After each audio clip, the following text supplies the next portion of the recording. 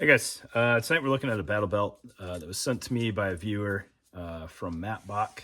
So this is a three-piece battle belt setup. You got your inner belt, which is made out of their, I think it's their Ghost fabric. They're kind of super cool ripstop, essentially two-dimensional webbing. And then you have the nylon webbing outer belt, which is pretty standard 1.25 inch belt. And then you, for the Molly aspect of it, you have this slide-on cage, which is not Kydex.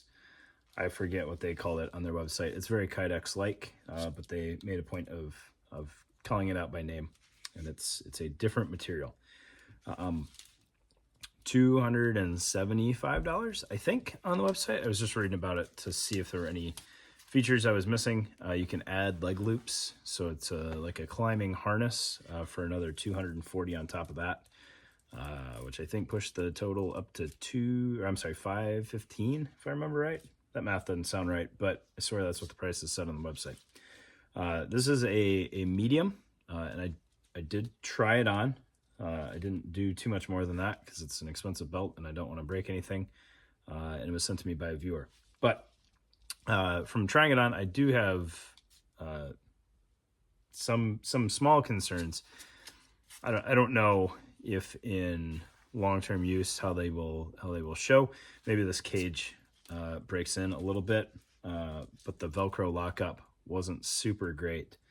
And I did review a lot of I reviewed the reviews on the website. A lot of people were happy with it, but other folks in there did call out the kind of lack of Velcro. So let's get this thing on the table, and I'll kind of walk you through my thoughts on it as I tried it on.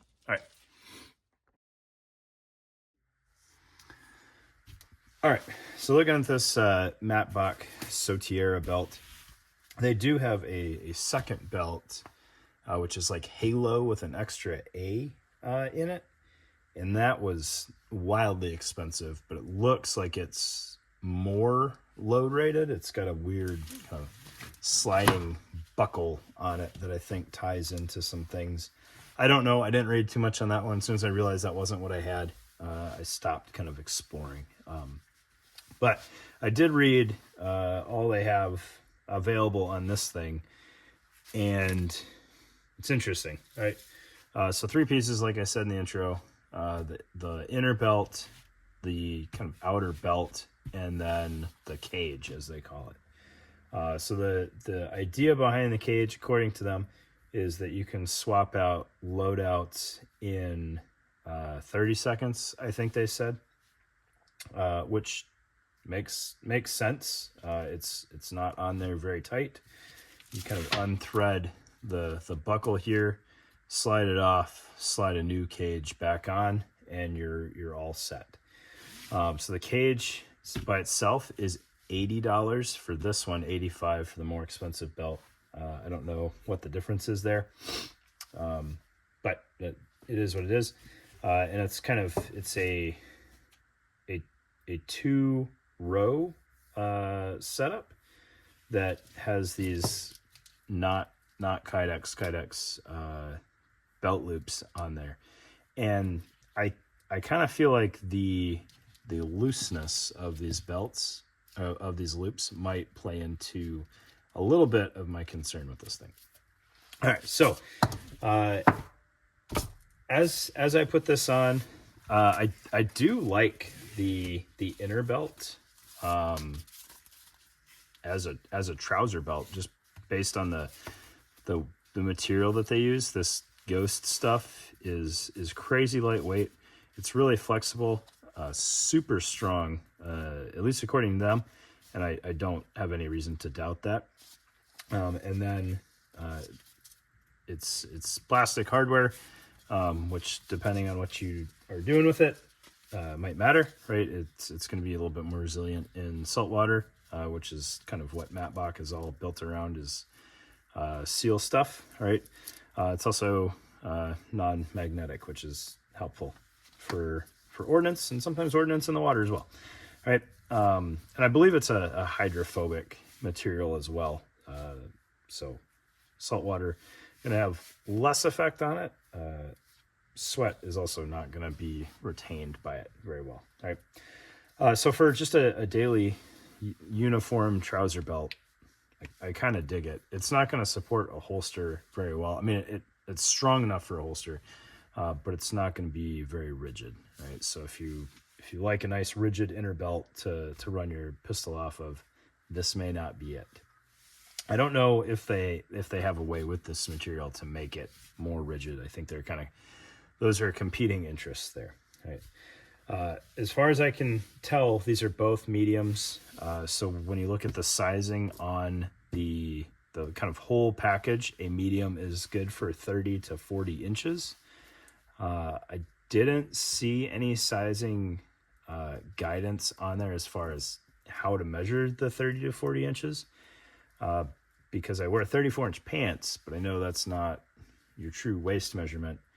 And this whole setup felt kind of large on me, which is rare for a medium anything these days to feel large, right? Some mediums work just fine, especially belts, but to be a large medium is a little unique.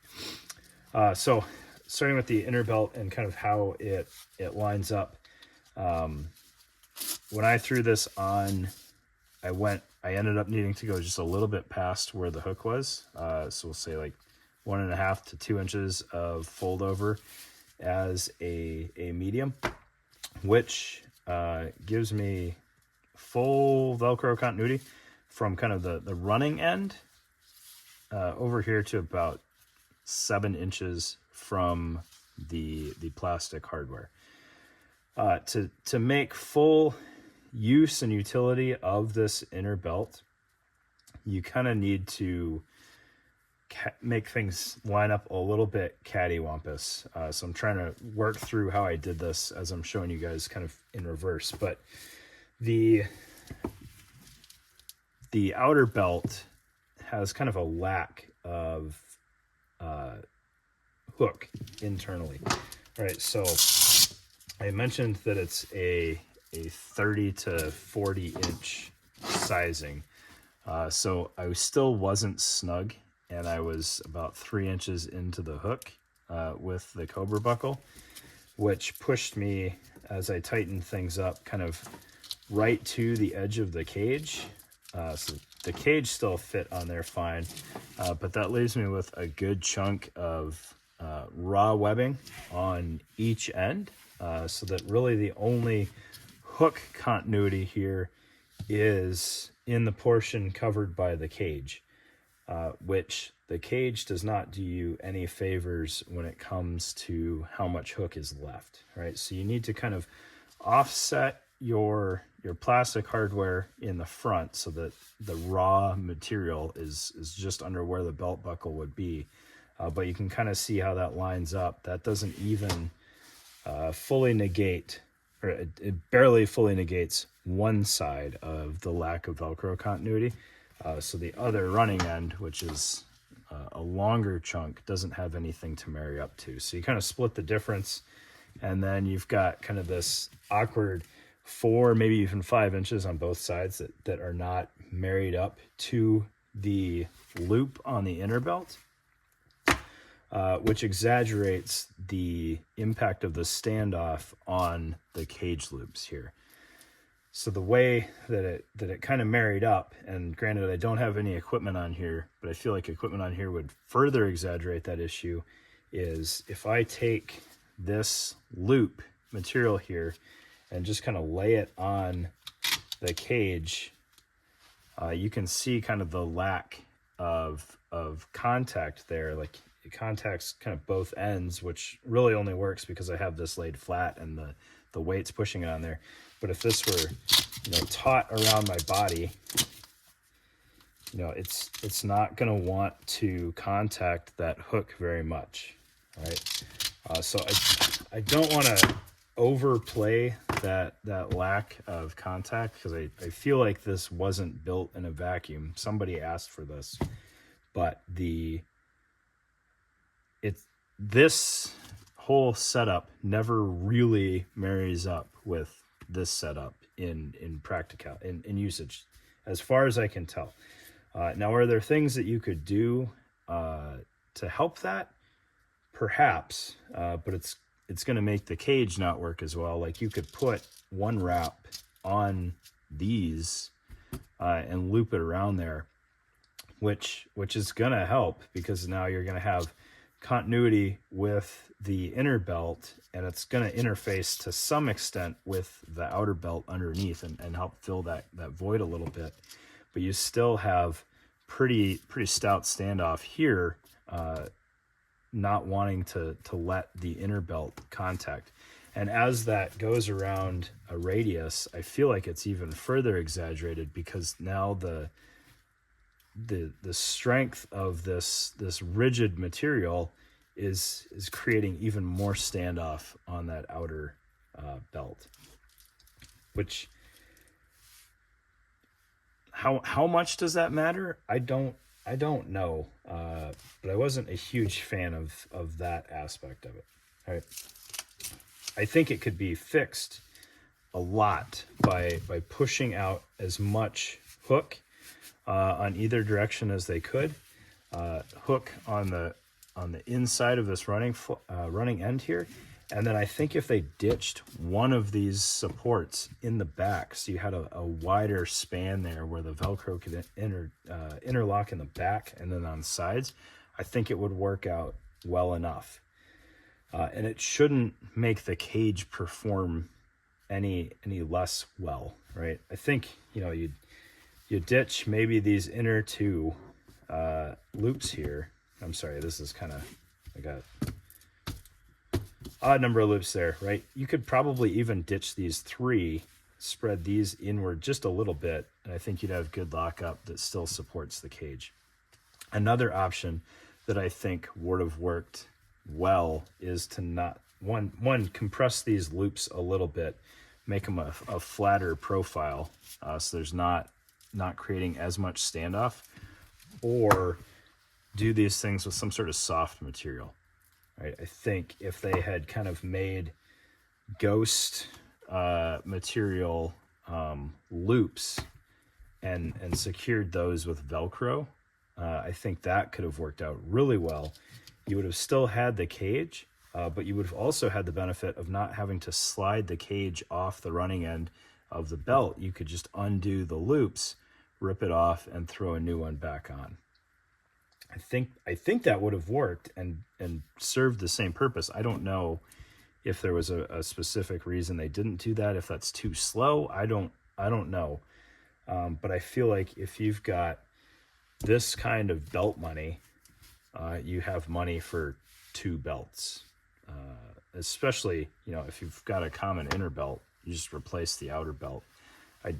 I don't think that would be that extreme of an idea, which would have potentially even allowed for, I mean that would have allowed for not using the cage, in all honesty. And maybe they could have had freedom to explore, incorporating Ghost or something on the outer belt as well.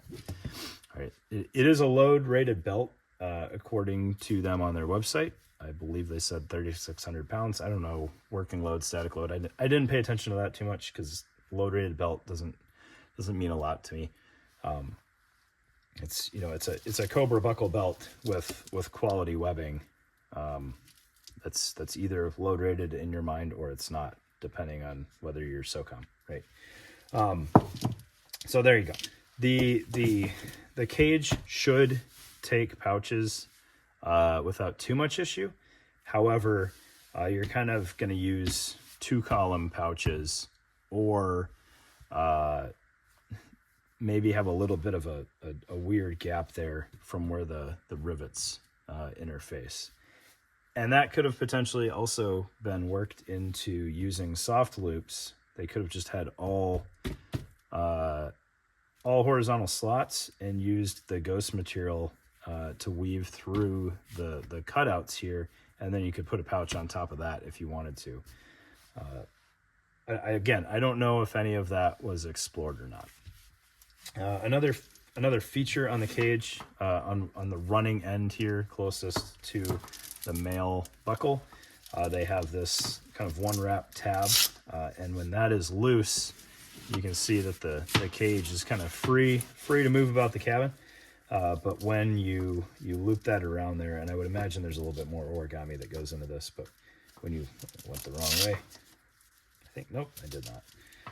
When you run around here, it locks into the Velcro and keeps it from sliding too much. I did do something dumb there, but that's how the cage works. And then obviously, if you want to replace your gear, you are going to have to pay out the running end, unweave it from the Cobra, slide this off, slide a new one on, and put your buckle back on.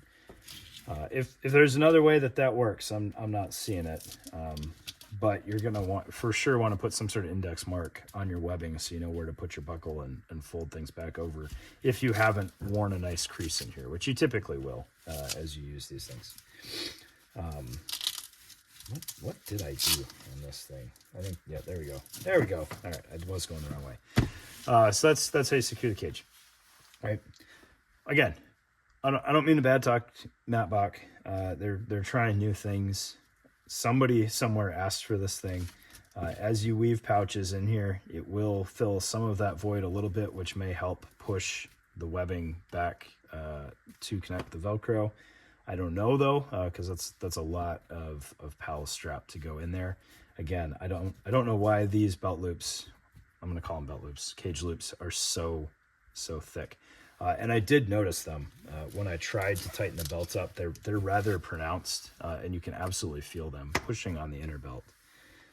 But again, that's it. Make your own choice on it. If saltwater is your nemesis, and you've got a lot of Uncle Sam's money, maybe this is for you. Maybe not. I don't know. But I do appreciate the guy that bought this and sent it to my way to take a look at. Hopefully you guys learned something about it. Hope you guys have a great night.